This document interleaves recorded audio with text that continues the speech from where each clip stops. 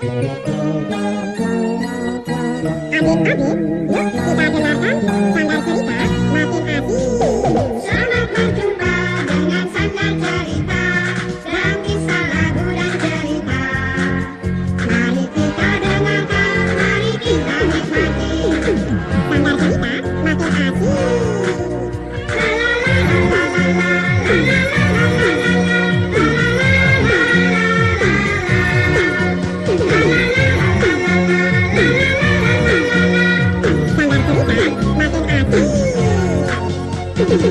Halo adik-adik, selamat berjumpa kembali dengan Sanggar Cerita. Dengarlah adik-adik, kali ini kakak akan menyajikan sebuah kisah yang berjudul Pedang Sakti dan Apel Ajaib.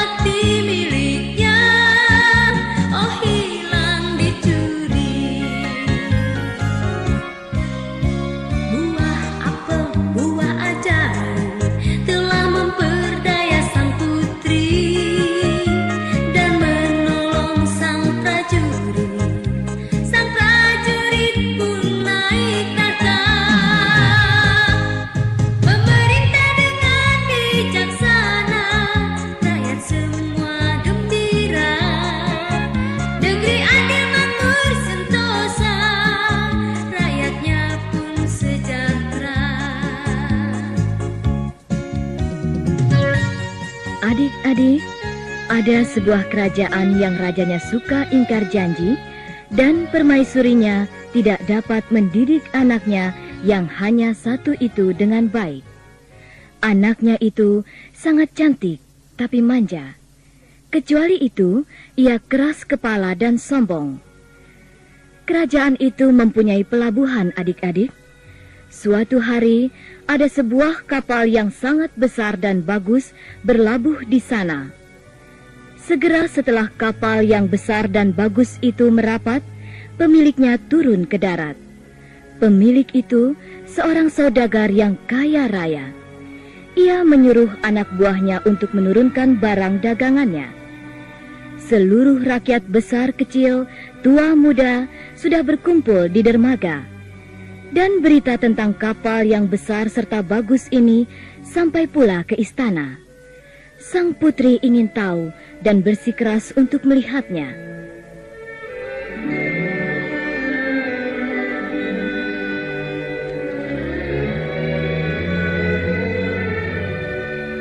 Ayah, saya ingin sekali melihat barang-barang bagus. Ada kapal yang sedang berlabuh di dermaga, Ayah. Tentunya banyak barang bagus yang datang. Izinkanlah saya pergi ke pelabuhan ya, Ayah. Kau mudah sekali percaya pada omongan orang. Berita itu belum tentu benar, anakku. Iya, benar Putri. Belum tentu berita itu benar. Hanya sebentar, Bu. Kalau berita itu ternyata bohong, saya akan segera kembali. Boleh ya, Ayah? Kau ini anak kami satu-satunya. Aku sangat khawatir kalau kau tertimpa bencana, anakku. Tapi aku pun tidak ingin mengecewakan hatimu. Baiklah, kau boleh pergi. Terima kasih, Ayah. Pengawal, hamba Baginda Raja, perintahkan kepada dayang-dayang dan pengiring sang putri supaya menemani sang putri pergi ke pelabuhan. Dan kau pimpin mereka. Hati-hati kalian menjaga sang putri. Kalau sang putri sampai tertimpa bencana, kupenggal leher kalian. Mengerti? Baiklah, Baginda. Hamba laksanakan. Sekarang hamba mohon diri. Bergegaslah.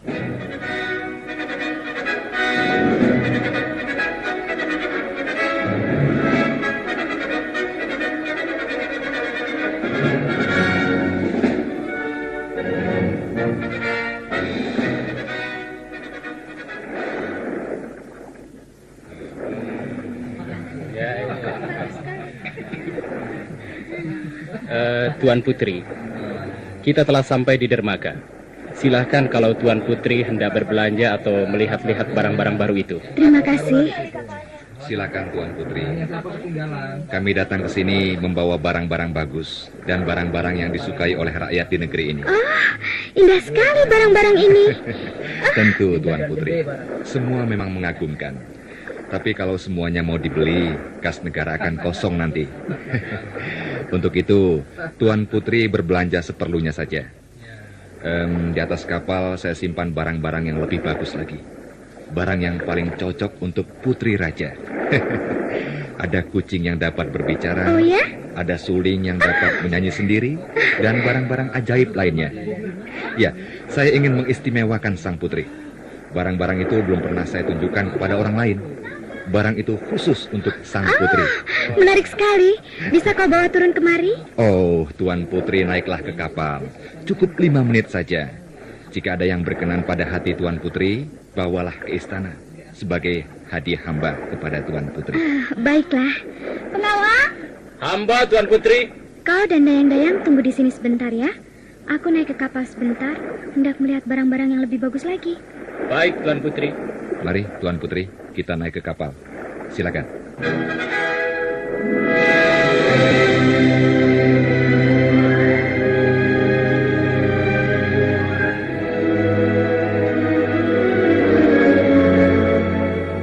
Nah, silakan Tuan Putri duduk di sini dulu. Saya akan ambil barangnya dulu. Baiklah. Ahoy! Bongkar sauh! Angkat jangkar dan pasang layar! Cepat! Kapal bertolak dari dermaga. Kita tertipu. Saudagar jahanam itu telah menculik Tuan Putri. Tolong!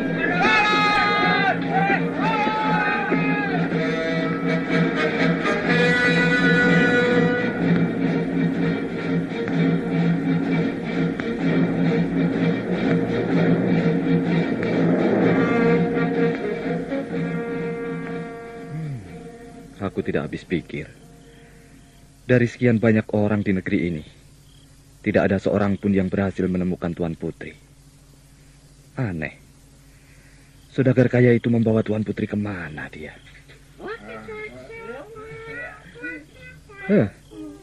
Sepertinya aku mendengar ada orang yang sedang berbincang-bincang. Hei, siapa kalian? Dua ekor burung gagak. Mereka bicara. Mereka bisa bicara seperti manusia. Aneh. Lebih baik aku agak mendekat supaya aku dapat mendengarkan lebih jelas lagi. Raja negeri ini kehilangan sang putri. Sudah 3 tahun mereka mencari tapi tidak berhasil. Memang bodoh benar mereka. Sebenarnya soalnya mudah sekali. Coba mereka mencari ke Laut Selatan, ke negeri raksasa. Sang putri pasti ketemu. Sebab raksasa itulah yang menculiknya. Ia menyamar sebagai saudagar. Sang putri dikurung di istananya. Ia akan dikawinkan dengan sang naga. Sang naga itu adalah anaknya. Tapi siapa yang dapat pergi ke negeri raksasa itu dan kembali dengan selamat? Raksasa itu sangat puas dan lagi tak dapat dikalahkan. Itu tidak benar. Raksasa itu dapat dibinasakan. Tapi bagaimana caranya? Di tengah samudra ada pulau kecil. Di situ tinggal 2 orang peri hutan. Keduanya bertengkar terus-menerus. Mereka memperebutkan pedang wasiat. Pedang itu dapat memenggal sendiri. Jika saja ada orang yang dapat mencuri pedang itu, raksasa mudah sekali dikalahkan. Tentu saja orang itu harus cerdik dan berani. Sudahlah, lupakan saja hal itu. Mari kita terbang lagi. Ayo. Aku menemukan jalan sekarang. Akan kucoba apa yang dikatakan oleh sang gagak itu tadi.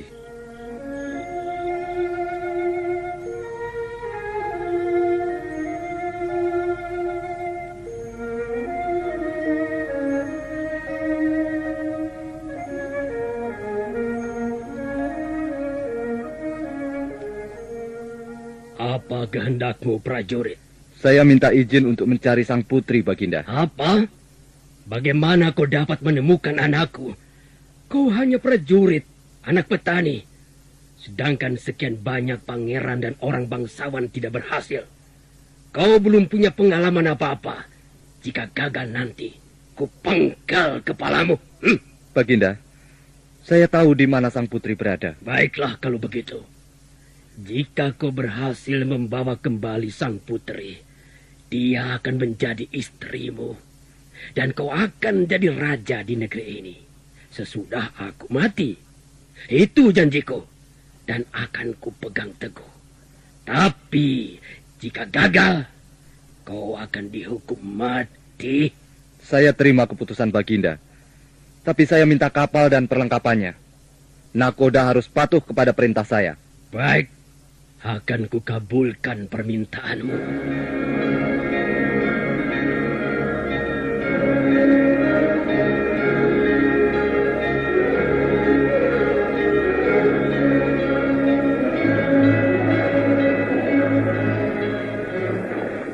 Nakoda, buang sauh.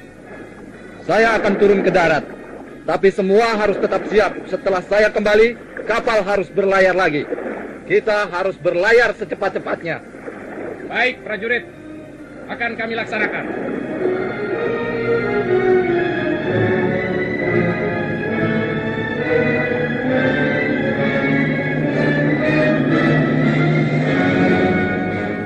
Prajurit itu segera turun ke darat. Ia masuk ke dalam hutan yang lebat. Tiba-tiba ia mendengar sebuah dahan patah dan dua orang sedang bertengkar. Berikan padaku, ini milikku. Bukan, ini seharusnya milikku. Milikku. Ada orang. Coba orang muda. Coba kau pertimbangkan hal kami ini.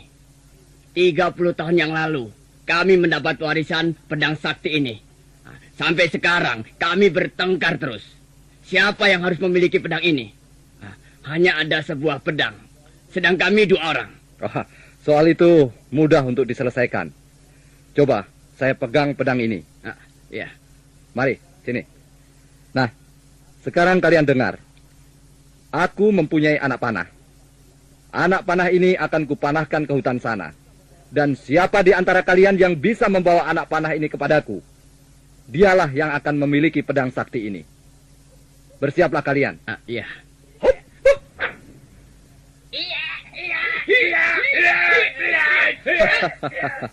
Akhirnya ku dapati juga pedang sakti ini.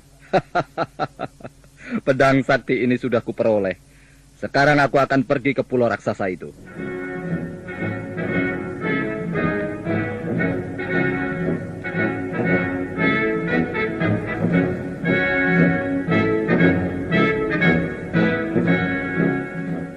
Prajurit segera lari kembali ke kapal sambil membawa pedang sakti itu.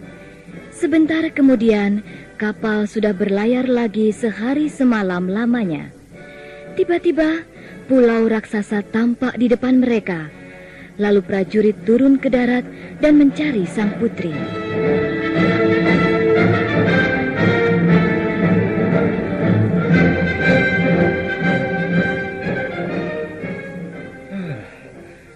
Kelihatannya seram sekali tempat ini. Di mana mereka berada?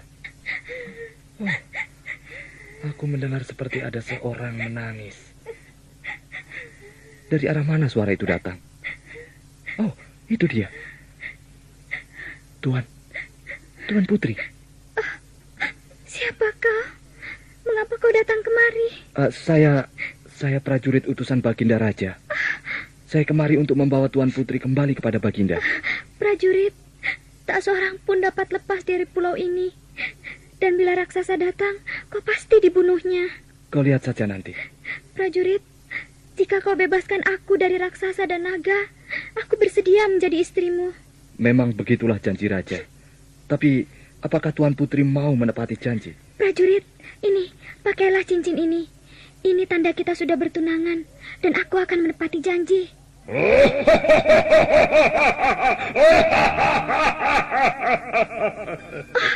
Cepat bersembunyi, raksasa datang. Cepat, bersembunyilah di belakang batu besar itu. Baiklah, Tuan Putri.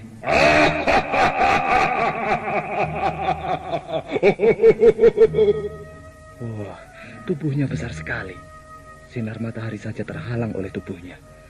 Bayangannya memenuhi ruangan. Oh, dia berhenti. Hidungnya mendengus-dengus.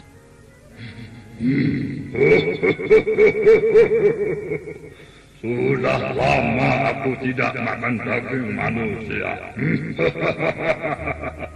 Sudah berbulan-bulan aku tidak minum darahnya. Sekarang aku mencium bau manusia. Kau bersembunyi di belakang batu besar itu. Ayo keluar. Akan kuremas-remas dagingmu dan akan kuhancurkan tulang-tulangmu. Belum apa-apa sudah tak kabur kau. Kau yang akan mati, bukan aku.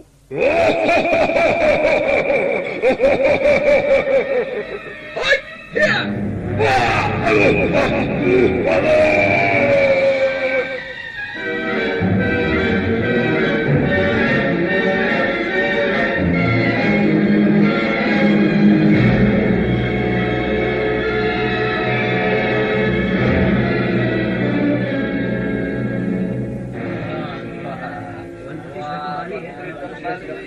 Hei rakyat-rakyatku, kalian telah menyaksikan sendiri bahwa sang putri sudah hadir kembali di tengah-tengah kita.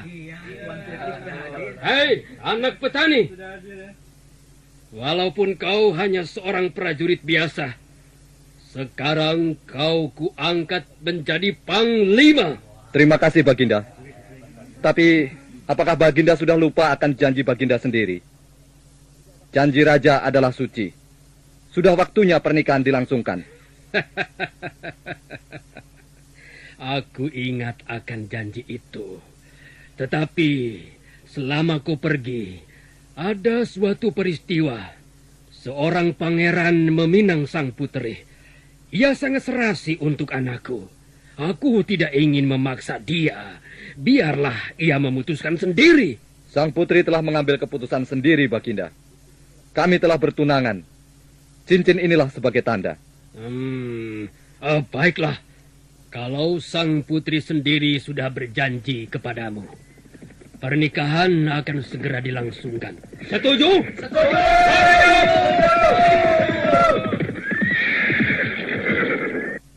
Hei, siapakah kalian ini? Mau apa kalian datang kemari? Aku pangeran Baginda. Aku menuntut supaya prajurit diusir dan sang putri serahkan kepadaku. Kau jangan menolak pinangan yang sudah kau terima. Kalau tidak kau turuti, istana akan kuserbu. Aduh, kalau tahu begini jadinya, aku tak berjanji apa-apa pada prajurit. Aku sekarang tentu sudah jadi istri pangeran, dan orang tuaku tidak ditantang untuk perang.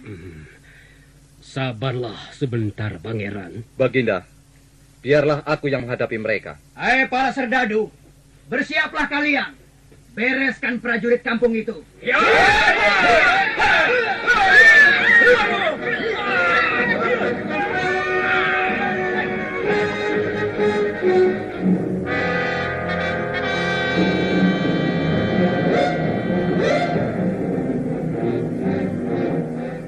Pedang sakti dihunus dan dilemparkan.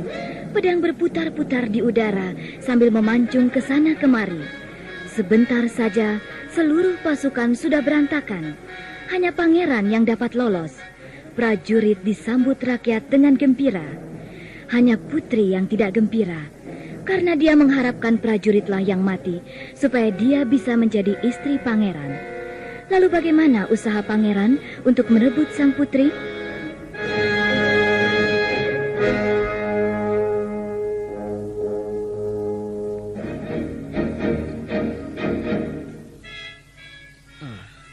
Nampaknya Tuan Putri belum tidur. Lampu kamarnya masih menyala. Ya, akan ku coba ke sana. Tuan Putri. Tuan Putri. Pangeran? Pelan-pelan. Mau apa kau? calon suamimu punya kekuatan yang luar biasa. Pujuklah dia supaya mau membuka rahasianya. Saya akan menyerang sekali lagi. Jika saya menang, kau akan menjadi ratu. Tapi jika saya kalah, kau akan menjadi istri anak petani. Baiklah, akan aku usahakan. Sekarang pergilah kau dari sini, cepat. Baik, Tuan Putri.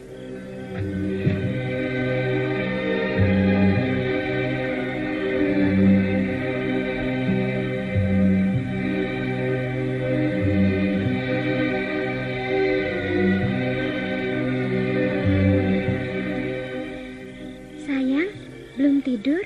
Belum. Aku mendapat giliran jaga sekarang. Berhati-hatilah, sayang. Kau tidak usah khawatir. Kau sudah tahu kan kalau aku punya kekuatan di luar diriku sendiri? Kalau tidak, mana mungkin aku bisa mengalahkan raksasa yang buas itu? Aku bangga sekali dengan kekuatanmu, sayang.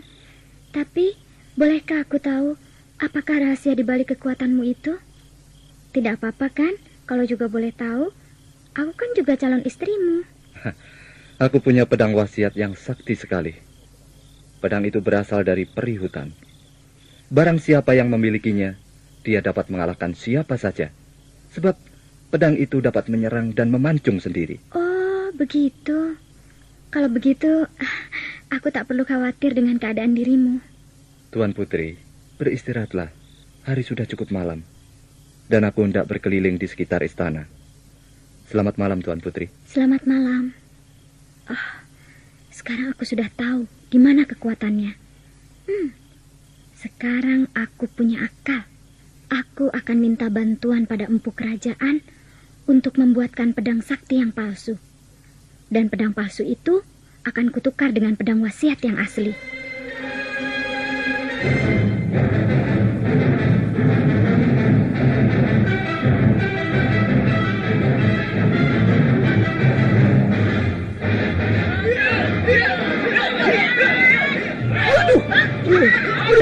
Lenganku kena. Jahanam kau.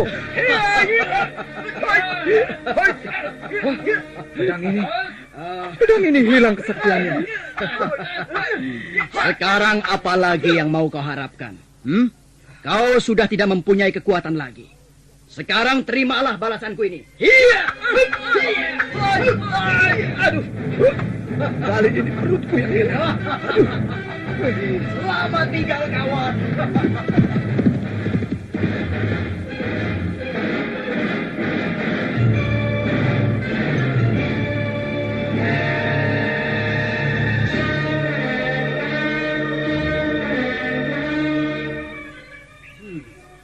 Putri, sekarang semuanya sudah beres. Prajurit sudah mati. Kau sudah menjadi istriku. Aku akan memenuhi segala permintaanmu. Aku ingin tinggal di istana milik kita sendiri. Itu pasti, Sang Putri. Tapi nanti suatu saat, coba kalau kau jadi sama prajurit, anak petani itu, tidak akan kau tinggal di suatu istana yang megah dan mewah nanti. Apelnya Tuan Putri.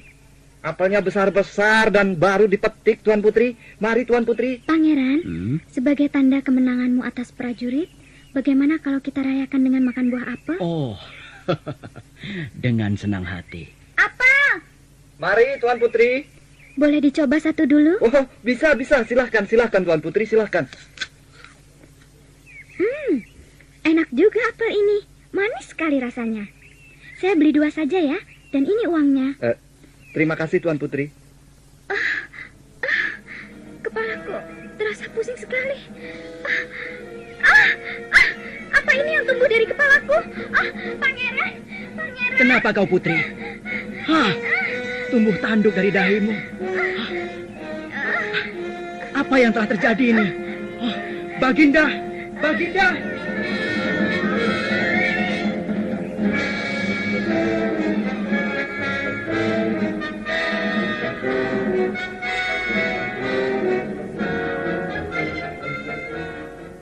Semua dukun, dokter, dan tukang sihir sudah kami coba. Tapi tidak seorang pun dapat menyembuhkan. Hanya kaulah satu-satunya harapan kami. Oh, tolonglah kami Dia anak kami satu-satunya. Iya. Baiklah, akan aku coba. Tapi izinkanlah aku untuk masuk ke kamarnya. Oh, silakan. Mari. Biarkan aku berdua saja dengan Tuan Putri. Oh, iya. Baik. Hai, Putri. Kau adalah penipu. Kau pengkhianat. Kau menipu aku dengan mulut manis. Kembalikan pedang wasiatku. Kalau tidak, kubunuh kau. Siapa kau? Baiklah, kalau kau ingin tahu siapa aku. Sekarang, lihatlah.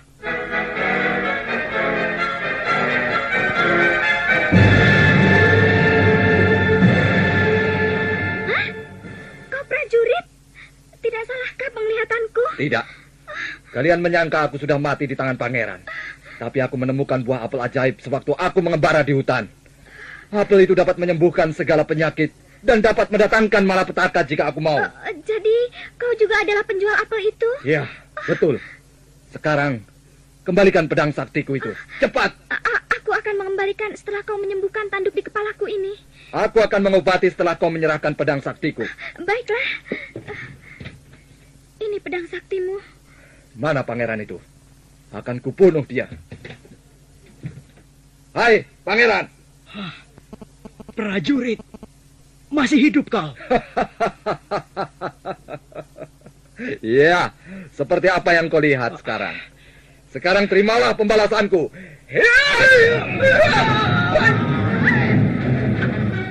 Prajurit, bagaimana dengan tanduk di kepalaku ini? Makanlah buah apel merah ini. Apel merah akan menggugurkan tanduk. Apel kuning akan menumbuhkan tanduk. Sudah gugur tanduk di kepalaku ini. Terima kasih, prajurit. Sudah 2 kali aku melepaskan kau dari malapetaka. Tapi kau mengabaikan budi baikku. Sekarang pangeran sudah mati. Sebaiknya kau juga akan kusingkirkan juga. Kau tidak pantas jadi istri siapapun. Ayah dan ibumu tidak pantas jadi raja dan permaisuri. Kalian adalah orang-orang yang tidak punya harga diri. Kalian harus pergi dari sini. Pergi!